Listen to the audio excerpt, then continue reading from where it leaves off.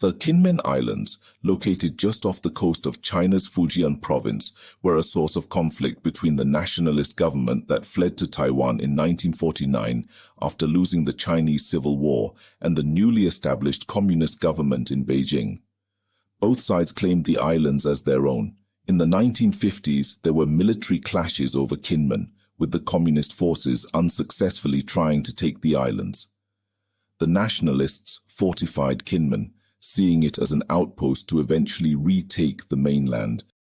The US supported the nationalist hold over Kinmen as a bulwark against communist expansion.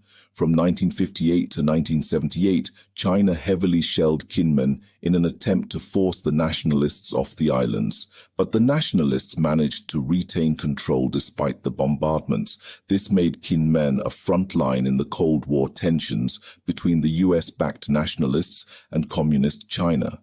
After the US switched diplomatic recognition from Taiwan to China in 1979, the shelling of Kinmen stopped. But China continued to claim sovereignty over Kinmen as part of its Fujian province. It also claims the smaller island groups of Matsu and Wukyu. For Taiwan, retaining Kinmen and other outlying islands has become an issue of demonstrating its de facto independence from Chinese control. However, economic ties have deepened across the Taiwan Strait. There is now discussion of building a bridge from Kinmen to China to facilitate travel and commerce. The status of Kinmen remains controversial. While politically part of Taiwan, geographically it is offshore islands of China's mainland. The islanders largely support maintaining the current status quo.